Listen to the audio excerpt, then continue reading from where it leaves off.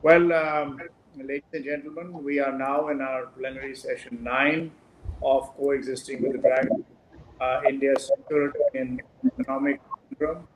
Uh, Mr. Nirupama Rao, former Foreign Secretary and Ambassador to India, Ambassador of India to China, USA,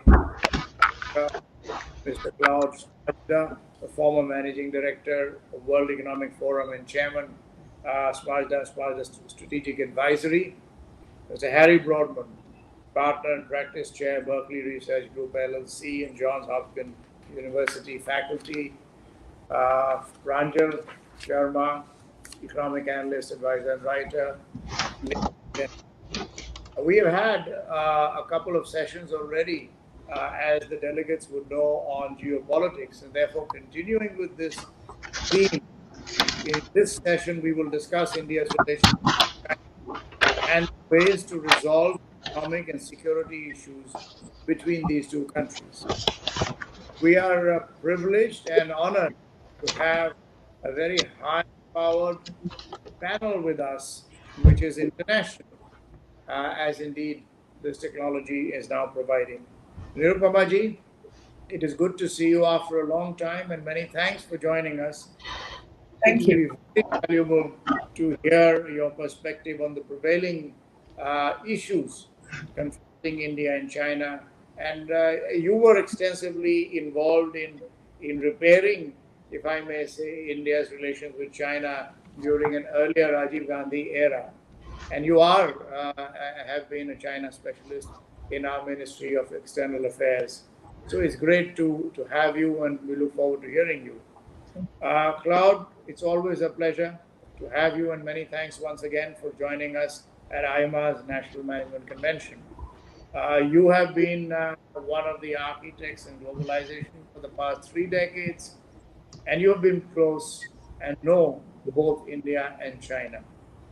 We look forward to hearing your views on what you think are the issues and what could be a way forward. You have been an old friend of AIMA, and it's great to have you back. Thank you so much for inviting me. Pleasure. Mr. Broadman, it's always a pleasure to have you at the AIMA platform, and we appreciate that you've made the time for us and joined us today from another part of the world. You have explored competition between India and China in Africa, and you have written a book about it.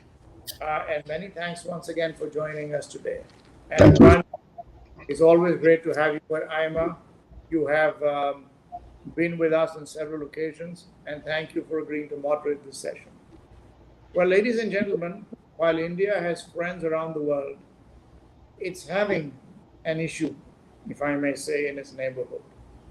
In the past couple of decades, China has become bigger and richer, and is no longer shy of flexing its muscle.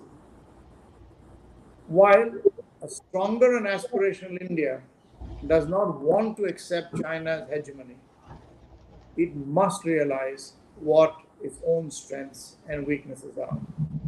To have a conversation around it is now my pleasure to invite Pranjal Sharma, Economic Analyst, to conduct this panel session. Now, we need to have Pranjal back. That is one of the challenges of technology that we see. And if we don't have him in the next, I'm sure he'll join back through another internet connection. But if we don't have it, maybe we could just ask for opening statements from each of the panelists, brief opening statements from each of the panelists, by which time I think Pranjal will be back, and then we can have him ask you more strategic questions.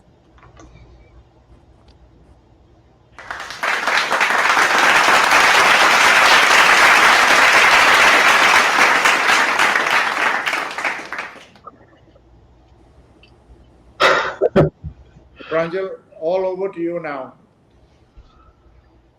Thank you so much. I think it's the context has been laid out very well, even in the note which has been shared is part of the program. I'm going to request each of our speakers to give an opening statement for 2 to 3 minutes, and then we'll come to the key discussions. I think it's very fascinating that we're looking at the India-China problem. I would also like to see it as a problem. It's not about India having a China problem. Is it also that the world has a China problem? Because if you look at what's going on with China in Africa, China in Southeast Asia, China in Hong Kong, China in Europe, and of course China and US, it may not be about India. It may just be about China. But I'm going to request Ambassador Rao to begin. Thank you, Pranjal, and thank you, AIMA, for inviting me onto this very distinguished panel to discuss a problem, an issue, a topic that I believe concerns, as Pranjal says, all of the world, not just India. As far as India is concerned, and I'd like obviously to confine my remarks to the India-China issue for this discussion this evening. India and China are, as you know, two neighbors. We share a long land border. In many ways, this is a continental space that runs across the spine of Asia, as first Prime Minister Jawaharlal Nehru said many decades ago. Over the years, and Harshpati ji just referred to my association with China over the years, I had been associated, yes, with the revival of this relationship, particularly from the late 1980s onwards, when I worked on the China desk of the Ministry of External Affairs and had accompanied the then Prime Minister Rajiv Gandhi to China on a very historic, almost Nixon in China visit in December of 1988. And since that visit, we had built a structure, an operating system for this relationship that I believe had stood us in quite good stead over the years. First of all, we had been able to maintain peace and tranquility on this long land border of almost 3,500 kilometers.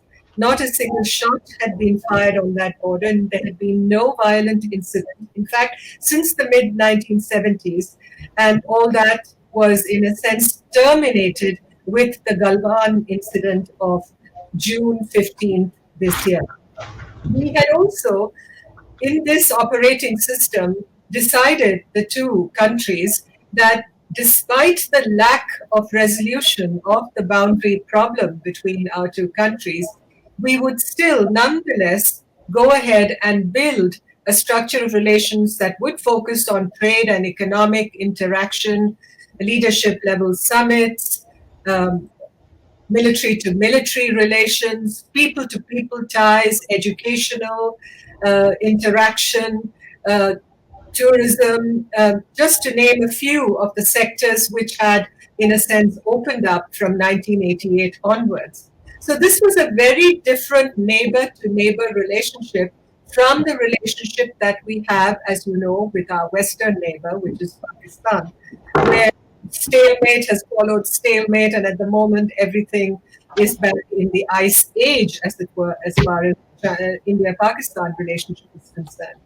But what was the point of concern in our relations with China was that in the last 5 to 6 years, we had gradually begun to witness a fraying of this relationship, not just at the edges, but at the very core, as it were.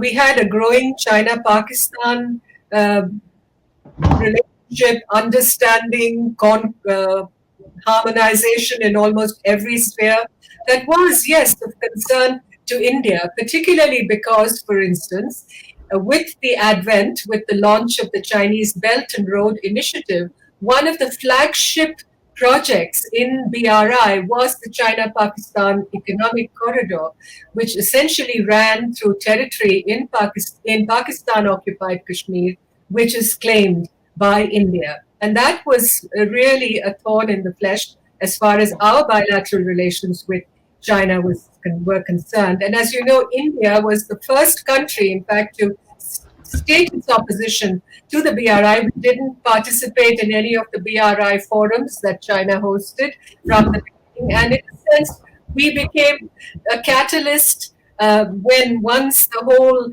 all the pros and cons of the BRI were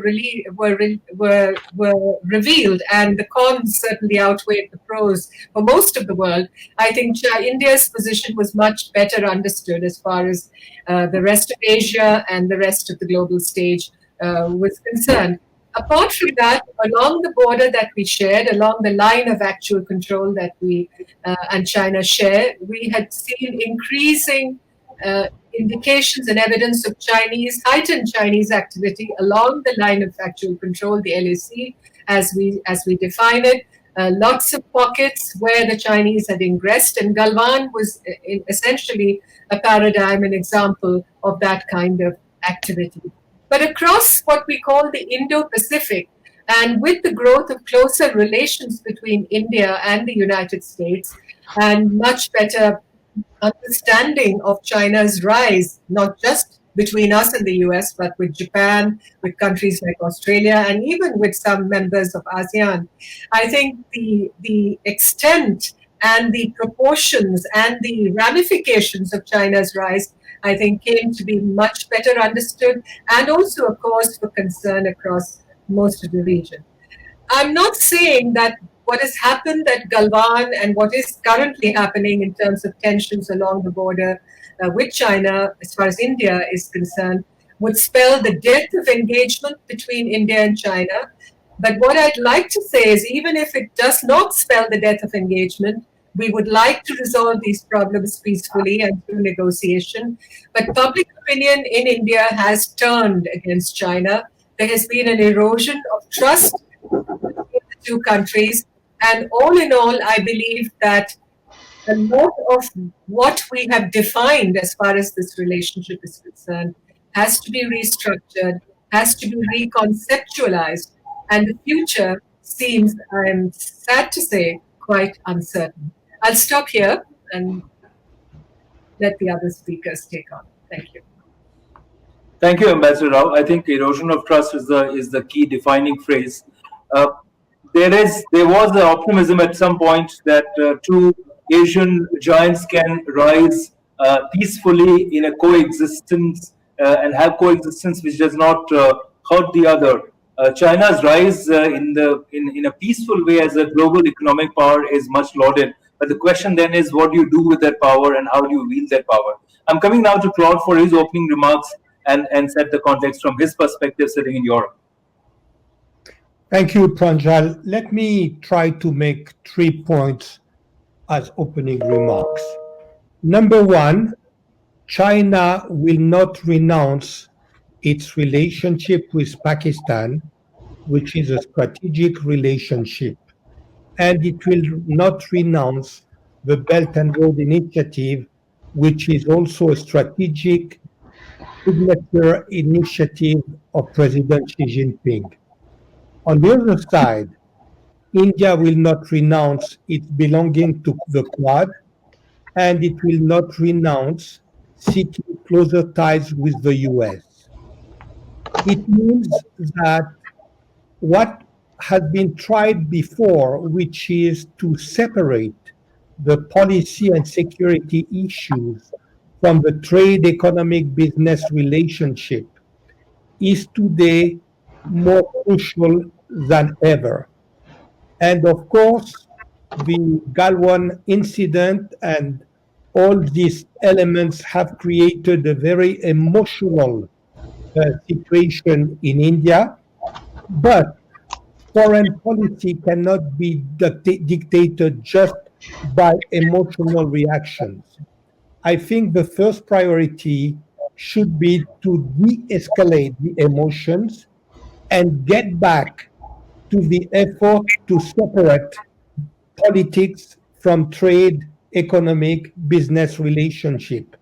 In that respect, I think that the economic measures taken by the government in India, although one can understand why they have been taken, are in fact detrimental to India as well as they are detrimental to China. So in this kind of game, there are no winners, there are only losers. Point number two, it is quite clear that China is now asserting its ambitions as a power now who can claim status and role as a great power.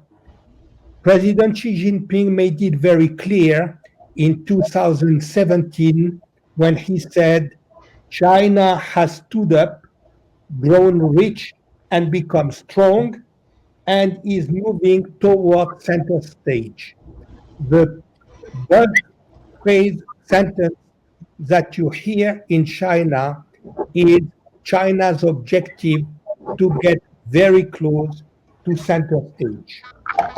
And let us face it, China will emerge much stronger than the US from this crisis. The trend, as we see them already emerging, is that China will be emerging much stronger from the crisis.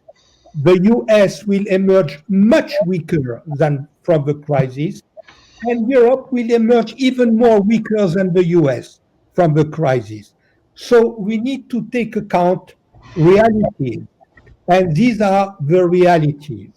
But also another reality is that what China is doing today, although there are some very unpleasant aspects in it, is what every single emerging great power has done.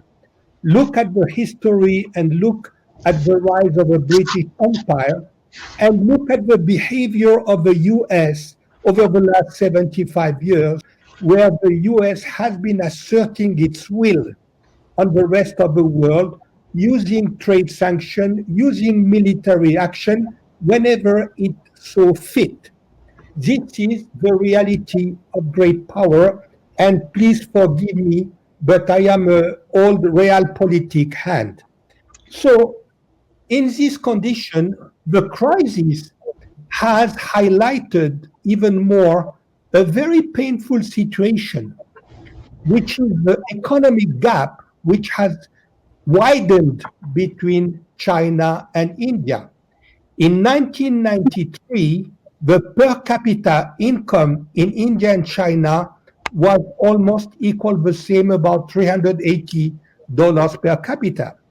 Today, the per capita income in China is 5 times larger than the per capita income in India.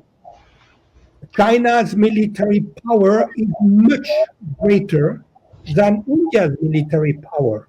And you get back to this notion which emerged during the Clinton presidential race when one of his top aides said, it is the economy, stupid. If India wants to deal in a better way with China, the economy, the growth of economy in India should be the one and only absolute priority. But India has let the gap widen and not shrink. And so in the medium and long term, the key solution for having a much more balanced relationship is for India to accelerate the closing of the gap. Point number 3, the border issue between India and China is a very tricky one. There is not even a border. It is called the line of actual control. And so at the moment, the key issue is for the two parties to avoid and recoil from any infrastructure buildup that might worry the other side, whether it is China or whether it is India. At the moment, the agreement reached by Minister Jaishankar and Minister Wang has been a very promising first step.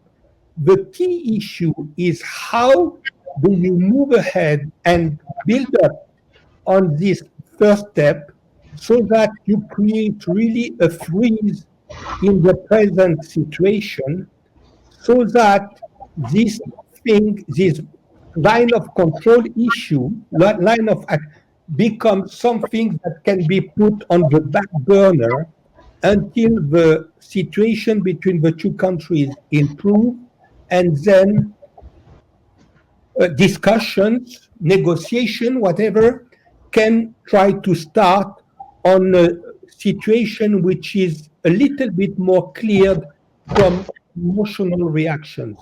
I would stop here for the moment. Thank you, Claude. The point about Pakistan is interesting because Pakistan has been used by different powers against India over the last few decades, whether it's US or Russia or UK, of course, to begin with.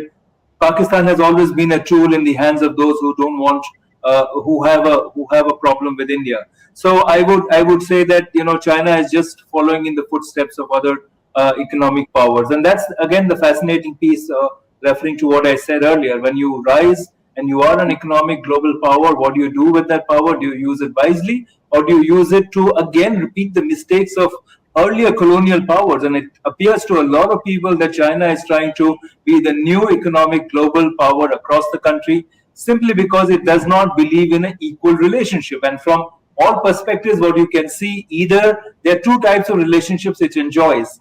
Either it is dominating another country or it's trying to dominate the other country. So I think from that perspective, China has created a perception that it's a body to be feared, not perhaps respected. But let me bring in Harry here and get his perspective, because as we've seen in the last year or so, the way President Trump has taken on China, for better or for worse. Claude, do you think that US will be the worse for it? But let's get in Harry's point of view.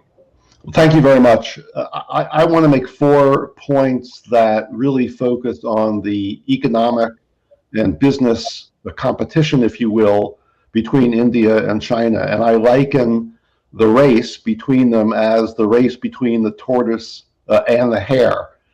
China has been running very fast. India has been more deliberate in its economic championship. But I think in the end, the tortoise may well beat out the hare. Now, I've got 4 points along these lines that I just want to lay on the table here. Number one, China is in a secular slowdown of its economy. In other words, let's not focus on the cyclical changes, but on the secular changes.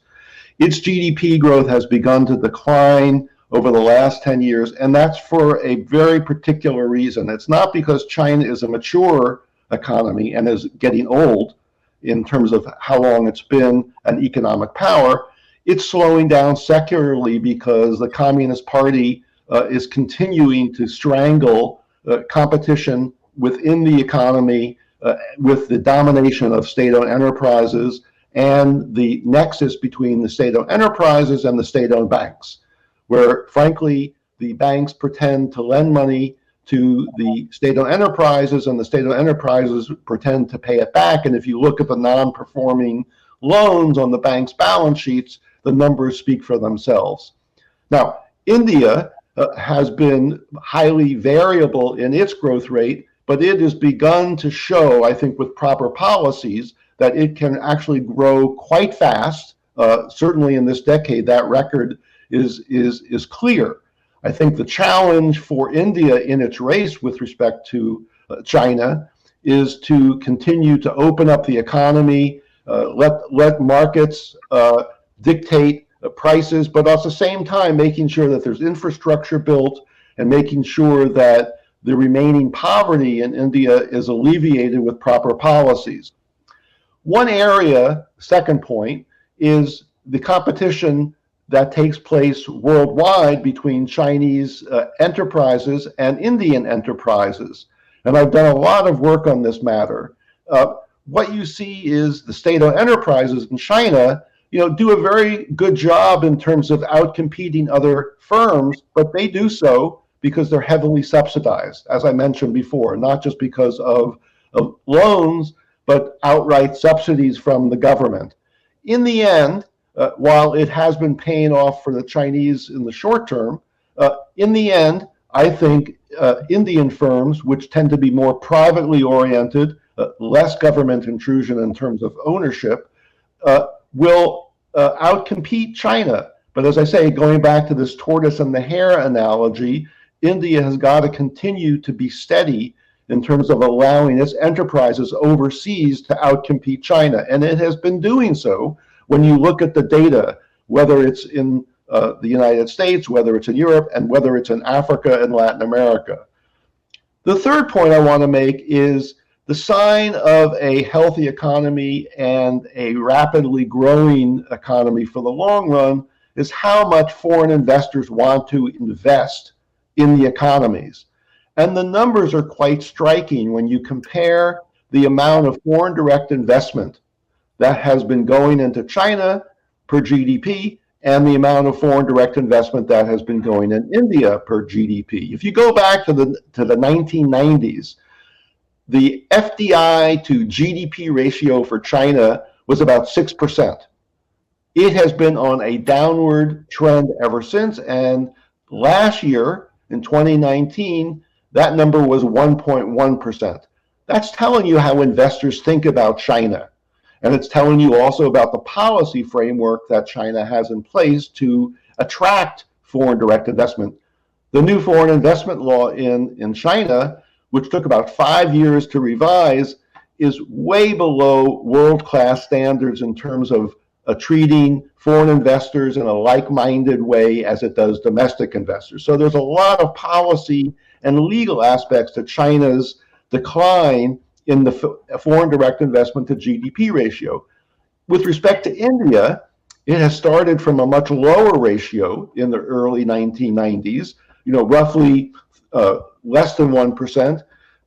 For 2019, it was up to 1.1%. So you've got a downward trajectory in terms of FDI to GDP in China, and an upward trajectory, though more variable, in the case of India.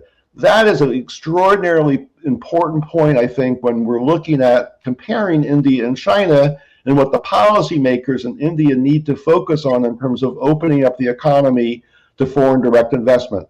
The recent government has been making the right kinds of policy calls, but in my view, not enough. And if you want to win the race against China, we need to allow more foreign direct investment to come in to India. The fourth point I want to make is with respect to this Belt and Road Initiative that we're all fascinated with.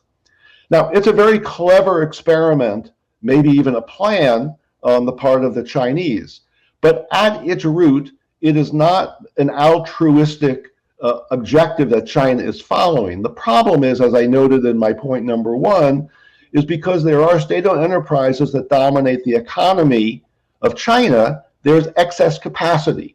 There's not enough people who want to buy internally in China the goods and the employees who are working at these big, large state-owned enterprises. So what the Belt Road Initiative really represents at its fundamental is exporting that excess capacity to neighboring countries around the world. And we can go through those country by country, and as you'll see, increasingly recipients of the countries for the Belt and Road Initiative investments are beginning to question whether or not it's actually in their best interest. But most importantly, when you're looking at the Belt Road Initiative on the part of China, it actually flies in the face of how China has done extraordinarily well over time in getting growth out of the economy as much as it can under a communist leadership. And that way that the Chinese have engaged in reforms has been through experimentation and incremental reforms, testing what works, what doesn't work. The case of the Belt Road Initiative is not experimental, it's not incremental, it's a one fell swoop, uniform plan across the economies that the Belt Road Initiative is being wheeled out to. And I think that will be perhaps where China, the Belt Road Initiative, will maybe become a bridge that's too far. So I think the two economies are in a race. I think there are great differences between the two of them. I think China is frankly on a downward trend, and I think it's up to India to embrace the kinds of policies that allow it to outcompete China, not just internally, domestically in the markets, but in third country markets, where I think India's firms are far more competitive with other global firms than Chinese firms. Thank you. Thank you, Harry. I think Belt and Road Initiative is clearly an important milestone. And if you remember, India's refusal to be part of it was seen by many as a turning point where China started feeling that India is not going to be controlled in the way that they would like it to be in the same way as you said, they're trying, as the countries which have received their munificence are realizing that it's not really a boon, it's really a bane. I'd like to come to Ambassador Rao, and we've got a lot of questions coming in, so I'm going to synthesize some of them. Would you say, Ambassador Rao, that today China is stretched too thin? It has a problem with India on the border, it has a problem on Hong Kong, and therefore it has a problem with United Kingdom. Of course, the South China Sea continues to fester, and you know about the reports of jets flying over Taiwan. Then, of course, you have the problem where they're trying to stoke up problems in Africa. So, and not to mention the US issue with the issues around technological sovereignty, spying, and control that we see. Do you think that today China is its ambition is going ahead of its ability to really manage its growth? Well, I'd like to focus on the ambition factor and the very assertive face of China that you see both in our region and globally. Is China stretching itself too thin? I think I wouldn't be able to give you an unequivocal yes to that question you've asked. I think it's still too early to say that. But the fact is that China's aggressive nationalism, its so-called striving for achievement, as Xi Jinping calls it, has really ratcheted up concern across the world. But I am focused on India and the problem that we have with China, and what the implications of this aggressive nationalism, this overzealous attitude that you see of China, is going to on our country and for our region. So again, as an answer to your question, one obviously sees the reality that there's a very different face of China that is visible to all of us. It may have been in evidence for some years now, I would say at least a decade, when issues of territorial sovereignty and issues of border differences with neighbors, both in the maritime domain and across the continental land space, became more and more evident. And that, coupled with China's economic strength, its military wherewithal, all that makes for a very rapacious image that you see of China today. Mr. Rao, I'd like to stay with you on this point. As a top diplomat of India, do you think it's time from an Indian perspective to start picking up issues which really rankle China? So far, we've been on the receiving end. We've been more reactive rather than proactive. So the Tibet issue, should we get aggressive on that? The Taiwan issue, should India now go ahead and establish full diplomatic relationship with Taiwan?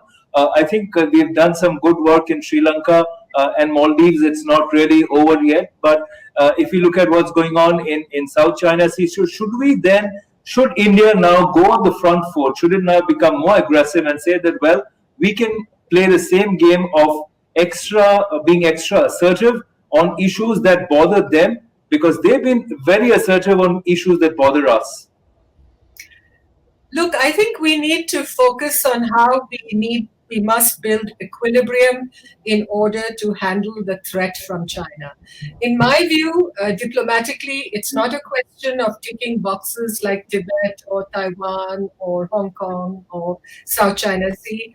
On all these issues, we may have a position, and this is a position that we should be able to share with like-minded partners and the democratic friends that we have, the democracies that we have in the region and with the United States. I think what you will see gradually is more of an inclination showed up by public opinion in India within the democratic space that India must be a little stronger and a little more clear about its policy on the issues that you mentioned, whether it's Tibet or whether it's Taiwan, to just mention two. But let me also remind you that on Tibet, for instance, the window closed in the mid-50s where we recognized Tibet as a region of China. We didn't even talk, in fact, of autonomy at that time. So reopening a lot of this is not, it's not a question, it's not an open shut sort of issue. I think what India needs to do When we talk of strategic autonomy, every country needs that, no doubt, strategic autonomy, politically, militarily, economically, what have you. I think what India needs to do is to build, as a lot of experts have said, issue-based coalitions with like-minded countries. And the Quad is one of them. But what we do with ASEAN, what we do with the East Asian friends and partners like Japan and South Korea, the dialogue that we are building up with Australia, the supply chain resilience initiatives that we are now talking of. What do we do in the technology domain, since we have decided to rule out Huawei as far as 5G networks in India are concerned? So everything is today very fluid, and we need to build that flexible geometry of relationships and coalitions that can sustain us at this period of, it's a near crisis situation that we face with COVID, with, the way the economy is doing, and with the situation facing China. So we have to be realistic about it, and we should look before we leap. As they say in Latin, festina lente, hasten slowly. Thank you, Mazarao. Claude, I'll come to you. And, you talked about important issues in terms of the economic gap also increasing. But look at it this way. We are comparing China with India, but look at the comparison. China doesn't have an open civil society. It does not have free press. It does not have free enterprise. It has a digital wall, which means that European and American digital technology companies cannot enter, while they demand entry into all open civil society, free market democracies.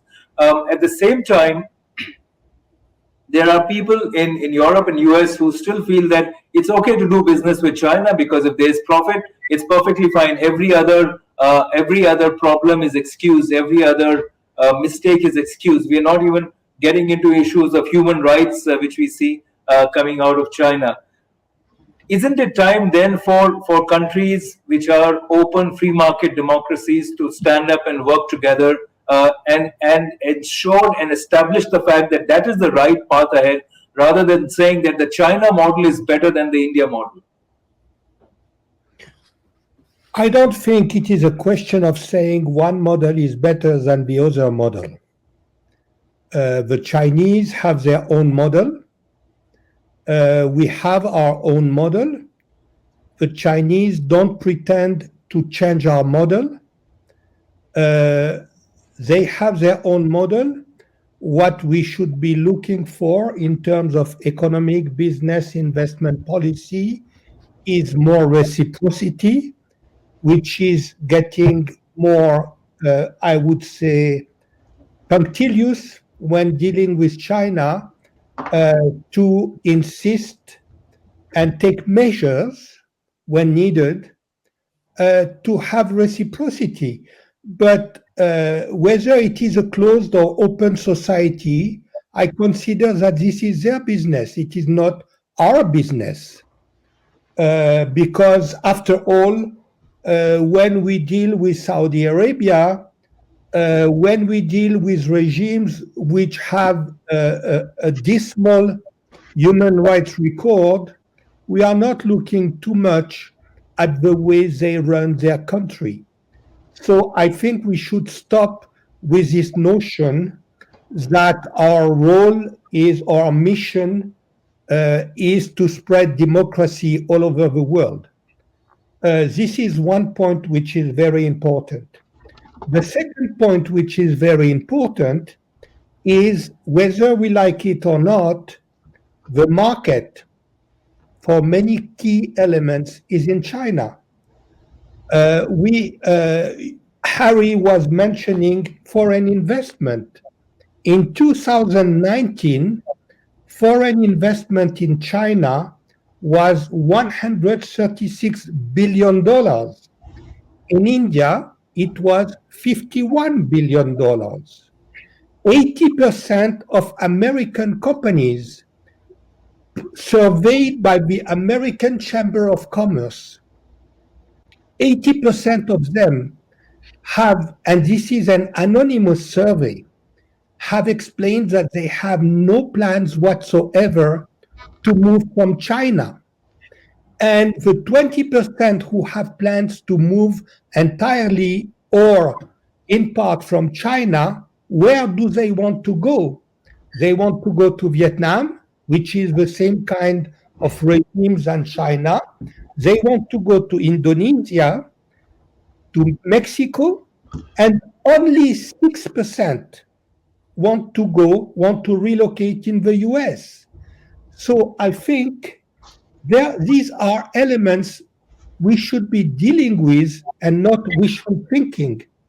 Now, the question that we have is that until very recently, it is true that the promises and the realities, let us not forget that for some key American companies, the majority of their profits come from China. They don't come from the US, they don't come from Europe, they don't come from India, they come from China.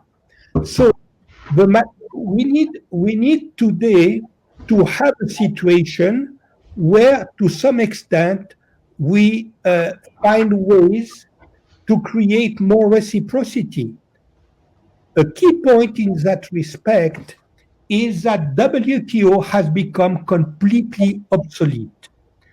The WTO rules were established before China joined, and it was crazy to think that China, a country of this size, will just slip seamlessly into the structure of WTO. It is like me if I take all of a sudden 50 kilos and I would expect to go into the same suit that I had before. So the question today is, how do we sit and review the rules of WTO so that we create a structure for international trade which can accommodate two blocks of more or less equal economic weight, with different systems, with different logics of operation, so that we create a system where these two blocks can coexist and interact in a way that will be positive for the two blocks. So these are rather the challenges that I see today. This is the same with respect to the IMF. This is the same with respect to the World Bank. And in that respect, for instance, India is in the same situation than China. Why on earth should Europe and the US share, as a kind of hunting ground, the top position at the IMF and the World Bank? So these are the kind of questions where today we need to review an architecture which is not anymore adapted to the new realities of the world balance in terms of economic weight and power in the world, and also the emergence of countries not only of China, but also of India, because India has also some key problems with the existing structures. That's right, Claude. I think the emergence and the need to recognize a multipolar world hasn't really settled into the consciousness of all the global leaders yet. But you refer to multilateral organizations, and I want to come to Harry on that. Harry, I think what is common between the Indian approach and the US approach on China is to reduce that huge dependence on certain critical supplies, whether it's pharmaceutical ingredients or other technological inputs. To that extent, do you think it is sensible now for India and US to do what they are doing, which is India is talking about self-reliance, and US President Trump is also talking about the fact that we need to be able to make important things ourselves, and this emergence of huge dependence which can be leveraged against the country. See, we are not in a open trading world where it doesn't really matter whether you're highly dependent or not, but that power, if it's wielded in an improper way, it could create a problem. It could, sour relations, and that's what you're seeing in the trade war that was triggered off last year. Do you think that's the right approach to deal with China in terms of challenging them and building own domestic capacities? Well, it may be a wish on the part of Mr. Trump but it's not going to fly, largely because, the mature economies and the fastest growing economies are services oriented, not manufacturing oriented. So the notion of trying to become a manufacturing giant is pretty old school. But more importantly, I think this notion that Mr. Trump has of trying to, quote, decouple, unquote, from China is also fanciful. And I think the survey results, for instance, that Claude just mentioned, although they're perceptions, they're not decisions that the firms are making, they're showing that it's much harder to have enforced firms to move out of China back to the US. In fact, most firms in China, if they're going to go anywhere, are not going to come back home. They're going to go to the ASEAN. They're going to go to other countries that have very large markets, that have lower labor costs, but that also actually are a trade area that works quite well and is much more free market oriented. So I think it's quite fanciful for both policy purposes and for business oriented purposes that decoupling is going to make its way in the way that Mr. Trump would like. But I think thirdly, and the ambassador mentioned this, supply chains now are far more complex and rigid than they have been in the past. And so it's not so easy to just pick up and move your supply chain. But one thing that has happened, and the COVID crisis has made this very clear, is that supply chains now have an incentive to become much more diversified and much more flexible. And if you think of supply chain management as an insurance mechanism, what we are beginning to see, at least in the firms with whom I work, that they are beginning to build in redundancies in their supply chains around the world because they were very scared about what happened during the COVID crisis when China went offline. They had not fully realized, at least in the upper echelons of many of these companies, in the boardrooms and the C-suite, just how dependent and how rigid their supply chains were with respect to China.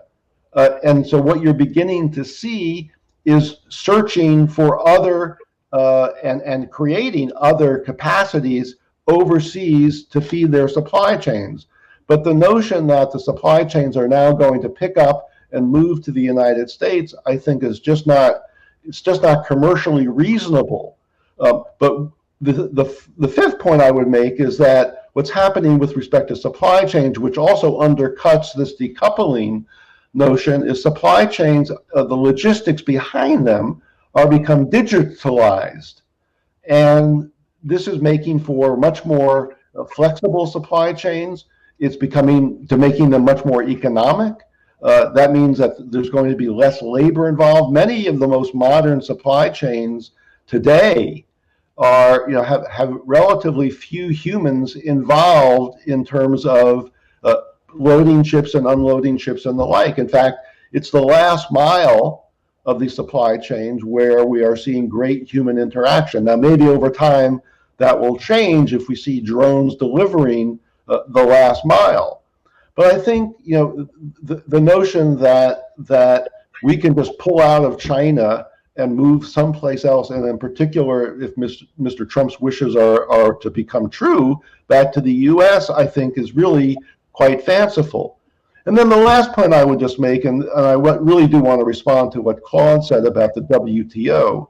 I don't think the WTO is obsolete. I don't think the rules need to be changed. I think the problem is that the WTO has not been utilized well, particularly by the largest trading partners. Mr. Trump has basically given up on the WTO. He's basically put a kibosh on the dispute panels. And more importantly, he's tried to take on China, which should be taken on. He's tried to take on China bilaterally outside of the WTO.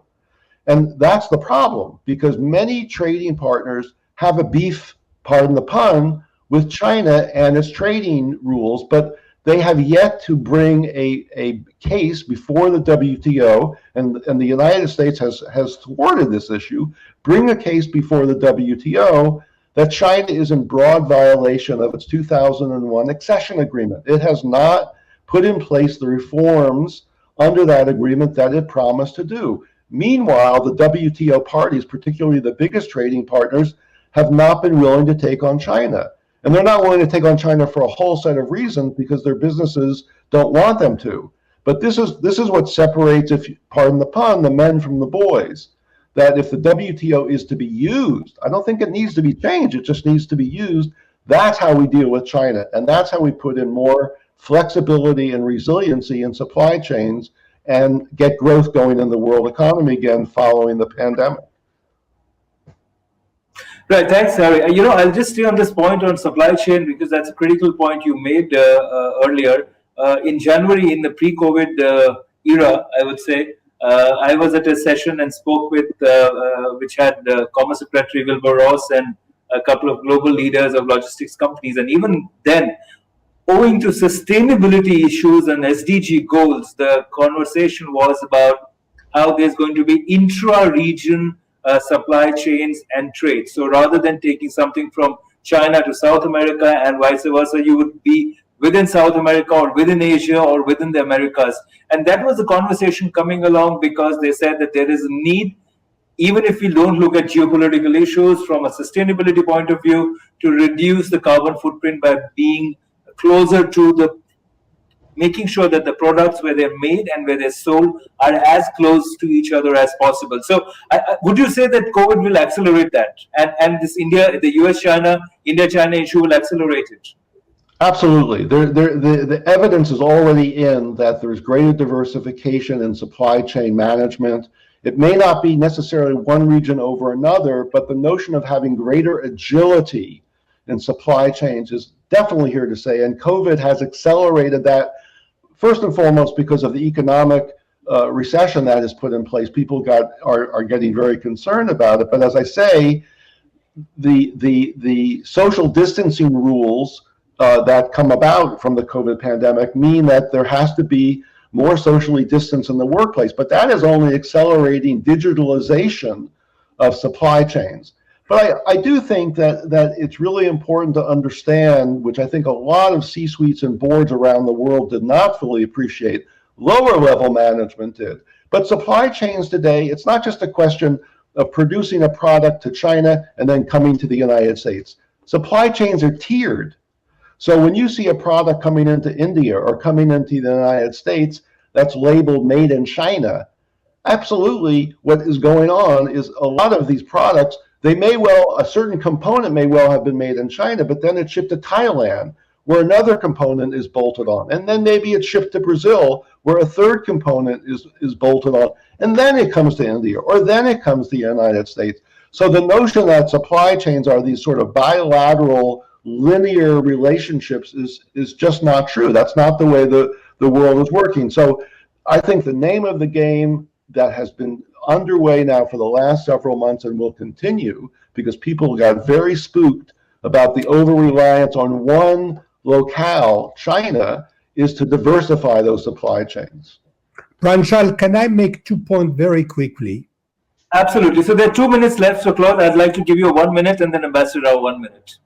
Okay, first of all, WTO, even the top people at WTO will recognize privately that many things at WTO don't work because the economy has changed, the rules of the game have changed.